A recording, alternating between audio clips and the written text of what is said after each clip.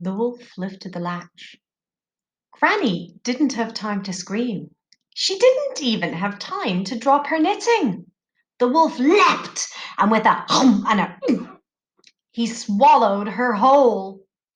Red sat down amid the daffodils to eat. She ate one cupcake, and it was just as delicious as she had hoped. And then, before she could stop herself, she'd reach for another and taken a big bite.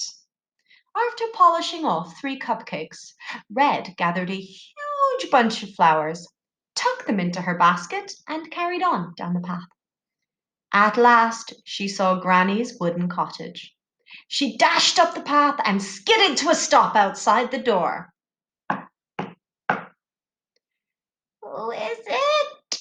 quavered a frail voice from the inside. "It's me, Granny. It's your granddaughter." "The door's unlocked, dear." Red lifted the latch and hurried in. Inside, Granny's cottage looked much as it always did. An empty cup of tea sat on the table, and some half-finished knitting lay draped over her rocking chair. But one thing was not the same. Instead of bustling by the sink or her knitting needles, Granny was tucked up in bed. "Granny!" gasped Red, dropping the basket and running to the bedside. "You're sick!"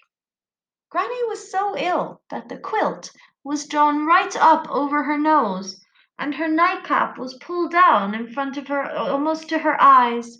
Her fingers gripped the top of the quilt like she was clinging on for dear life. "Terribly sick! Come closer, my dear, and kiss your poor old granny." Doesn't sound like the grandmother, does she? So Red approached the bed and bent to kiss her grandmother, but something stopped her. "Oh, Granny, what big eyes you have!" remarked Red, and it was true. They were huge and round and strangely yellow. Red was sure that her granny must be very ill.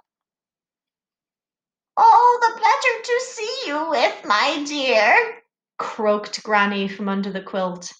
And that's when one long ear popped up from under her nightcap. "Oh, Granny, what big ears you have!" said Red. She wondered if she should call for the doctor at once. "All the better to hear you with," croaked Granny, and this time the quilt slipped down to reveal a muzzle with long, sharp teeth, and Red trembled.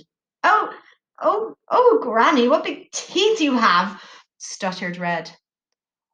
"All the better to eat you with," roared the wolf, and with a hump and a he swallowed her whole.